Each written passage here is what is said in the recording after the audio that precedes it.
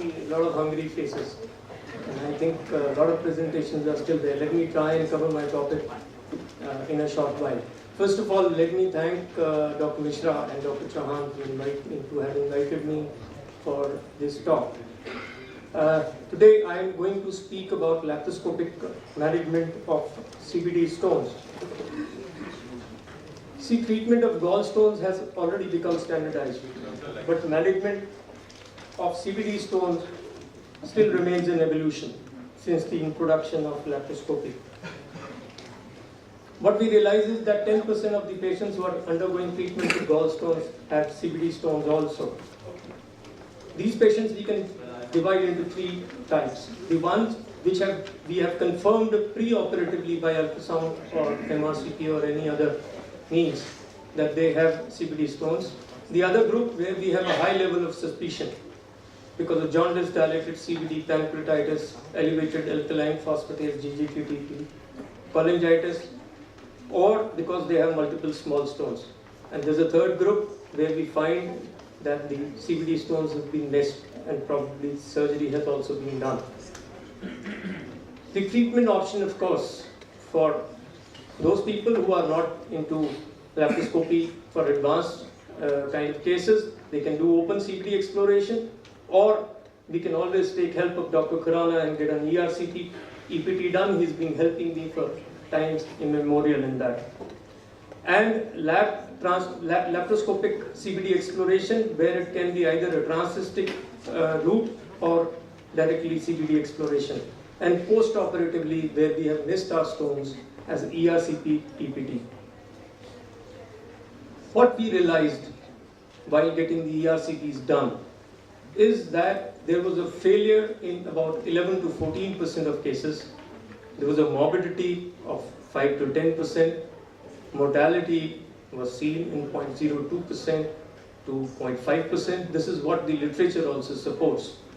And overall rate of pancreatitis to be about 5%. There were a lot of complications which have been reported, which we have seen is like incomplete clearance in cases, pancreatitis, bile leak, or duodenal perforation. What we realized was, and the literature also supports us, that the pre or post-operative ERCP for bile duct clearance in cholecystectomy for gallstones, it offers no apparent advantage over surgical exploration. Rather, on the way we realized that there is higher incidence of morbidity and mortality with ERCP in comparison to lap CBD exploration. While lap CBD exploration is safe, effective, it's one-stage procedure for CBD and gallbladder removal. It's cheaper, avoids additional procedures of ERCP with its inherent costs and risks and long-term sequelae. Now talking of this procedure, what has been reported in the literature? I am talking of the literature first, then we'll come to our series. A transcystic approach to CBD exploration is recommended when the stones are less, when the stones are distal to the CBD junction, and the stone size is small. And it is contraindicated when we have intrahepatic stones, stones which are above the cystic duct, and CBD stones which are large. Transcystic route is usually able to manage about 85 to 95% of the cases, where different techniques are used. Lavage with normal saline, Fogarty balloon catheters, biliary baskets, or if you have a choledocoscope, if you are lucky enough to have that, you can use that, and a direct removal.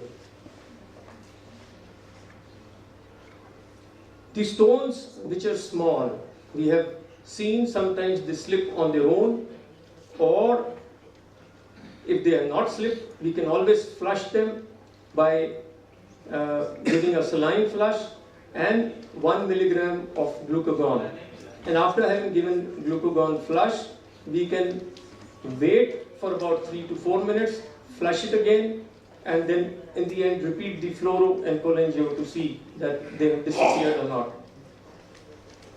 The large stones are not cleared with saline. They can be removed and retrieved by either Fogarty or basket. If you have a kaleidoscope, you can use a basket under direct vision. This is usually very successful, but it requires a second camera, light source. That's basically a second set of laparoscopy. For direct colloidocotomy, we use it when the cystic duct is small. Then we are not able to do a transcystic approach. When the duct is not optimally positioned, that is either it is posterior, when the number of stones are high, the stone diameter is more, they are intrahepatic stones, or you should have lap suturing skills to be able to do this. And contraindicated when the CBD is small. CBD should always be more than 8 millimeter at least to do lap CBD exploration. Site of colloidocotomy is preferably below the cystic duct, CBD junction, so there is less compromise on CBD lumen on closure of colloidocotomy. Size of colloidocotomy as long as the size of largest stone diameter is what is preferred. Stone can be removed by, after you have performed the colloidocotomy, you can either irrigate with saline, use a balloon, a wire basket, 3-pronged grasper, or you can even use a biliary lithotripsy, either laser or pneumatic. In the trials of 324 patients, 165 were treated by primary closure without stent, and 59 T-tube was inserted, and both were realized that in both the cases it was realized that they are equally safe. And what I would advise is that the treatment choice for you or anybody should depend on the facilities available at the center, the imaging facility, ERCP facility, if you have an ultrasound, endoscopic ultrasound, extra set of equipment for laparoscopic CBD exploration, skill of the endoscopist, and the skill of laparoscopic surgeon. At our center, where we have the imaging facility, an endoscopist, extra equipment which is required for lap CBD exploration, we resort to this technique. We've been doing it for a couple of years now. Till 2009, we divided our cases into confirmed stones and doubtful stones, and both the categories were being subjected to ERCP.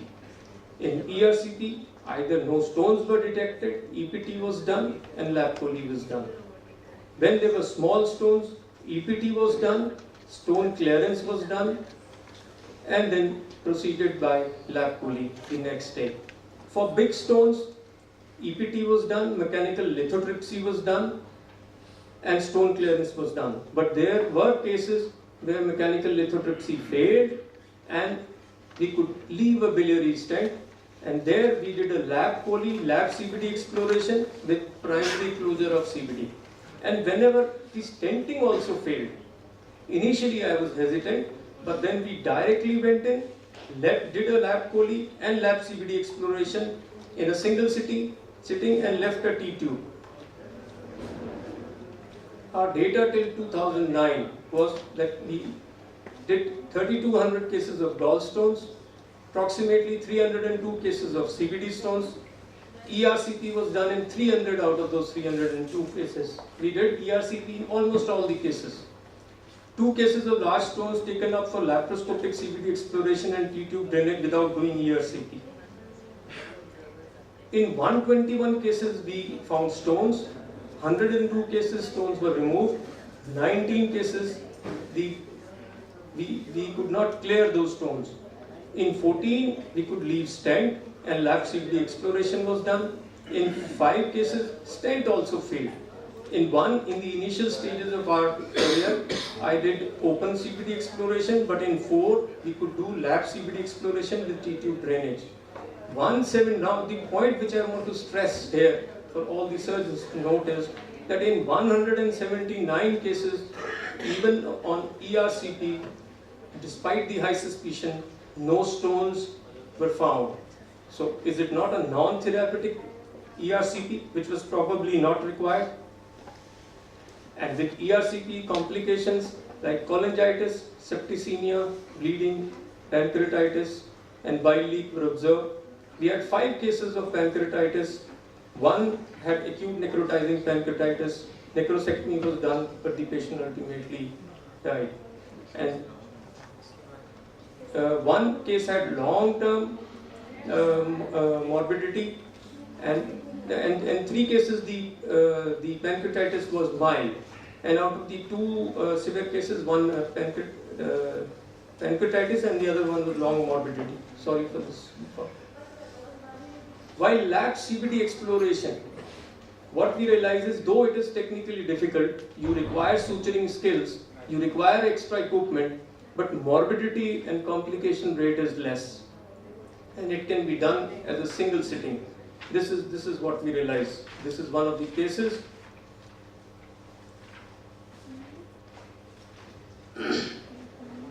We tried the transcystic route, somehow could not be cannulated properly. Put a clip and a suture and opened the CBD.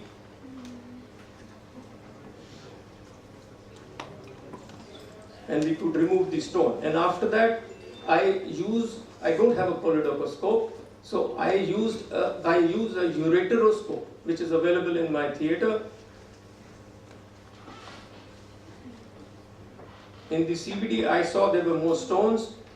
With a lithoclast, I was able to break it and push most of the pieces into the duodenum. See, this is duodenum.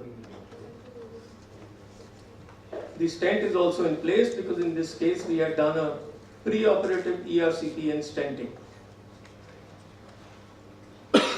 This is another case, and when we compare the ERCP EPT, what we realize is stone clearance is better in lab CBD exploration, morbidity is more with ERCP, pancreatitis is more with ERCP, hospital stay though is a little longer when CBD exploration has been done. Lab CBD exploration is what I'm talking of. The number of procedures when we do ERCP is more than one, while lab CBD exploration is a single procedure. Imaging is required for ERCP, and skilled endoscopist is also required. While for lab CBD exploration, extra equipment is required, and laparoscopy suturing skills are required.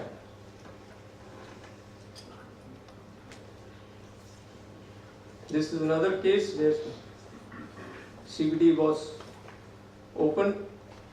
You try and remove the stone with graspers, try and nibble them when they are soft. You can try all means, and all these things are available in the armamentarium of a surgical setup, which is not even very, very advanced.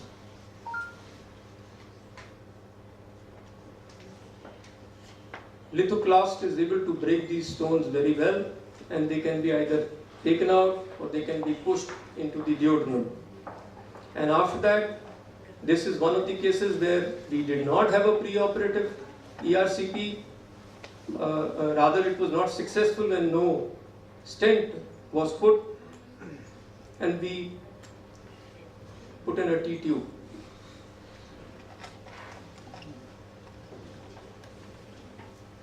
This is another case. I have 3-4 minutes, Dr. Chauhan.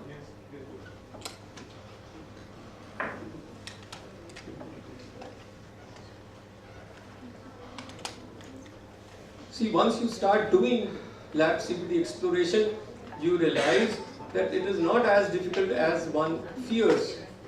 And what you need is basically 2 laparoscopy sets, because you would be needing one endovision while doing a CBD exploration. You can see the stent there. Again, the same thing, soft stones can be just broken with a forceps.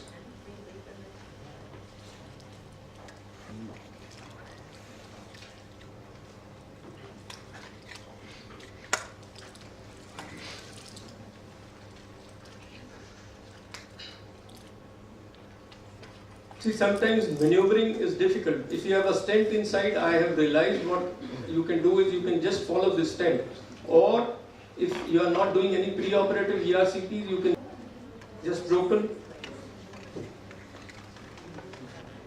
with a forceps.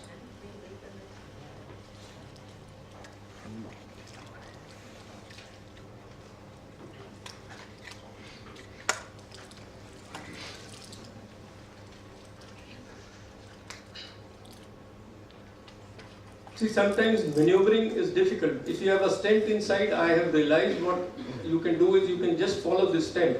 Or if you are not doing any pre-operative ERCPs, you can, but too far. And in view of higher complication rate associated with ERCP, for established CBD stones, a single procedure of lab poly plus lab CBD exploration is what we wanted to do. So from 2010 to 2013, we changed our protocol. We did 1,114 lab polys. In this, 28 cases of confirmed CBD stones were found. 84 cases of suspected CBD stones, we did MRCP. We did not send all of them for ERCP, but we subjected them to MRCP. 18 cases were found to be positive for stones, while 66 had no stones. So these 66 cases, we could, out of 84, we could save them from getting an ERCP done. Out of 46 cases of CBD stones, 26 cases had small stones, less number of stones of CBD which was less than 8 mm, they were subjected to ERCP UPT. While 20 cases which had large stones, packed with stones, or CBD stones more than 8 mm, out of these 8 cases I could do through a transcystic route where the cystic duct was favorable, and 12 cases we did laparoscopic CBD exploration and stenting. Now I am not putting a T-tube, but I am putting the stent directly, a self-retaining stent which can be guided over the guide wire and can be put, and a primary closure can be done. And I've been finding excellent results with this. Thank you so much. Dr. Narin, by the guidelines, they say if you have CBD stones which are diagnosed prior to gallbladder surgery, go for ERCP. Similarly, if you have stones which are diagnosed after lab poly, go for ERCP. Only when you diagnose a CBD stone on table, or you have person who has undergone ERCP and failed, there are two clear indications for doing lab-assisted CBD exploration, if you ask honestly. Number one. Number two, now we have got TVs available to us. Whether you are in doubt, MRCP is negative, still one can miss the small CBD stones, especially the low CBD stones. One can go for endoscopy ultrasound to diagnose those small stones and then go for ERCP. Number three, if you are doing a lab-assisted CBD exploration, you can still miss stones. If you don't have a CM available to you in your office, you can miss the stone. If you don't have a laparoscope, you can miss the stone. Similarly, by pushing your phogatic catheter, you cannot take out all the stones. We do ERCP, we do bellow feed, we do basket, and still we tend to miss the stones. So how can you push all stones with just your balloon or basket blindly into the CBD? If you have to cut the papilla, open the papilla, only then you can take out the stones. So I think still one can miss. And do you have any data available to you, those patients who underwent CBD exploration, how many had retained stones after surgery? We see a lot of patients with T-tube in situ and they have CBD stones. So what is your data on that? I mean, what data on CBD stones left after CBD exploration? Point is, Dr. Rana, we are all evolving. There was a time till 3 years back when I was giving all the ERCPs to you. But you see, everybody is not as good an expert as you, to be honest. In between, there was a time when you were not available, and I was sending, I was getting my ERCPs done from other places, and we faced a lot of problems. And see, we have to look at things taking into consideration that we are all average doctors, average surgeons, and everything should be done in the best possible interest of the patient. The literature also proves that ERCP has a significant rate of complication. As far as retained stones are concerned, I am telling you that for them, if we find them post-operatively, we obviously send them to you. I don't I have not taken out the data, but I don't remember very many cases. I think there have been only 2 or 3 cases post-operatively, and you would remember having done them. And one of them is very recent, I think just 2 weeks back, when the patient who we did not suspect any CBD stone came back to me 9 days after, no, it was not 9, it was less than a week. Her stitches were not out. She came back to us with very severe pain, and I admitted her, and I found that her LFT was badly deranged. The bilirubin was more than 5, enzymes were slightly raised, alkaline phosphatase was also very high. And I did an MRCP. There was a retained stone, a small stone, but a stone which was causing dilatation of the CBD. Luckily, there was no leak from the cystic duct. And I sent that patient for ERCP to Dr. Khurana, and the stone had passed.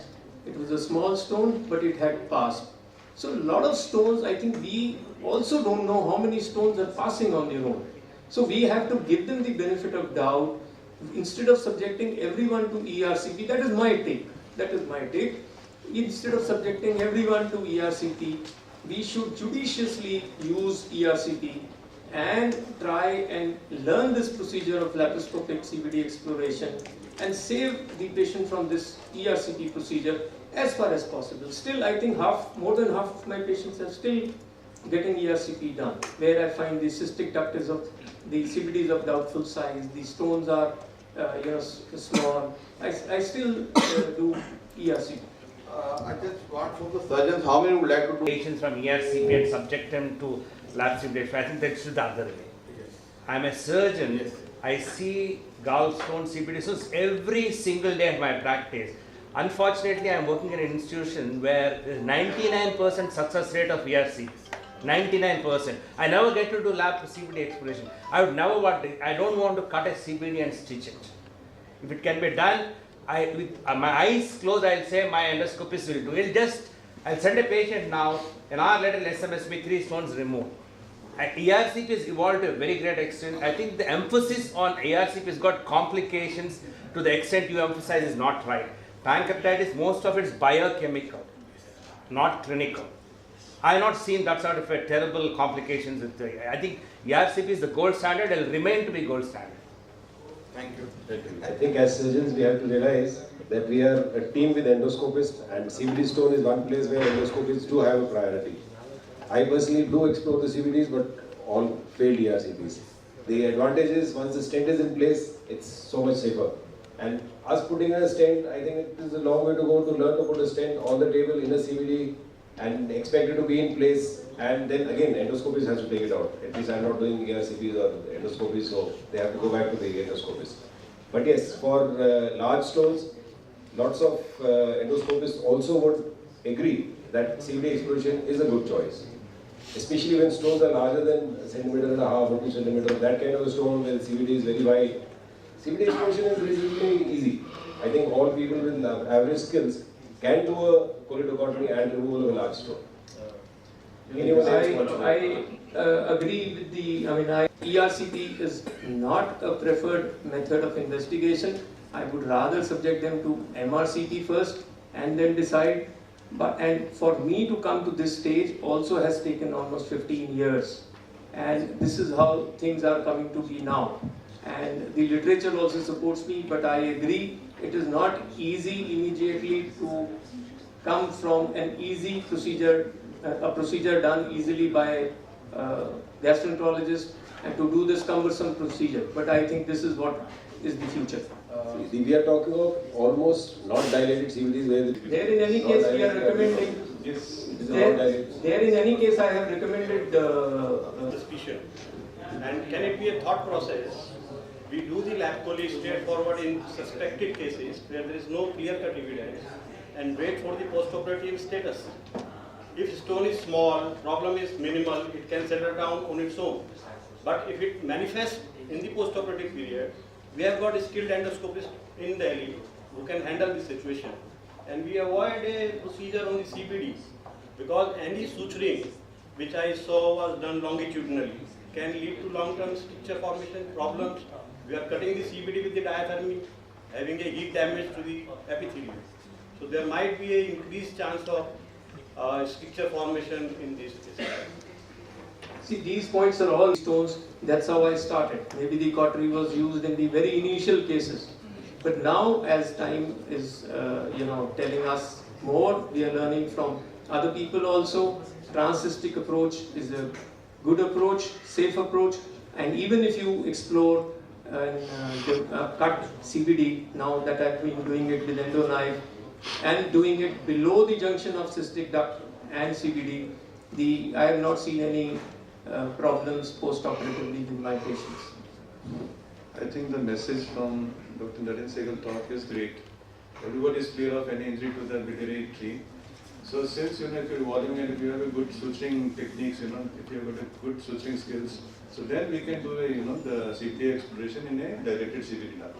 I think that should be the take-home message. And all other suspicious cases and where the CBD is not dilated, so then Dr. Arvind Khurana is there with us. And we also had one case, there was one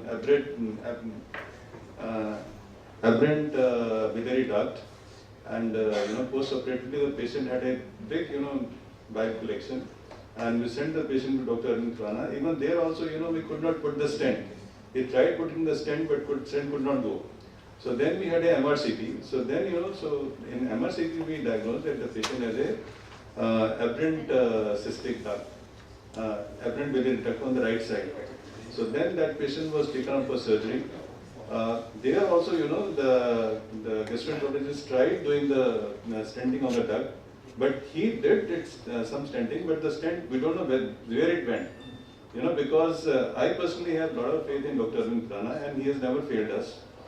But then luckily, on exploration, we could find the stent outside the abdominal cavity. And then I think we could locate the torn ends of the aberrant cystic duct, and that could be repaired. So so such cases are there, where we need a teamwork. So then all the modalities are there for our help only. So then, as a surgeon, we should evolve, with our laparoscopic switching skills. And in the dilated CBD, I think we should go ahead with the exploration. With the suspected, I think we should send it to the endoscopist. Any other suggestions? Yes, please give a mic to the delegate. Or intraoperative cholangiogram, and if we have suspicion there is a CBD stone, we can do laparoscopic exploration of CBD. What's your opinion about this? Actually, intraoperative cholangiogram is the only thing which is probably added to the routine. It used to be done routinely earlier on in times of open polystomy, all of us doing it. Then the consensus involved that probably it is not required at all. But now selectively what you are suggesting is probably the right way to go, especially in suspected cases, where lots of unwarranted ERCPs will be avoided, lots of explorations will be avoided, with the aim not of removing all stones laparoscopically, but deciding where it's a doubtful area. See, what I would like to say is, pre-operatively, if you suspect, we do an MRCP. Per-operatively, for any reason, if we suspect, we can do a cholangiogram. If you have a ultrasound, endoscopic ultrasound, still, that's another advantage. Not my opinion for laparoscopic CBD exploration. If you are suspicion laparoscopically, intraoperative, by intraoperative cholangiogram, that's the size of the stone or what for indication for laparoscopic CBD exploration. That's right, I agree with you. Thank you. So there was a very steamy discussion on the topic, because this topic is of course all that controversial with both the gastroenterologists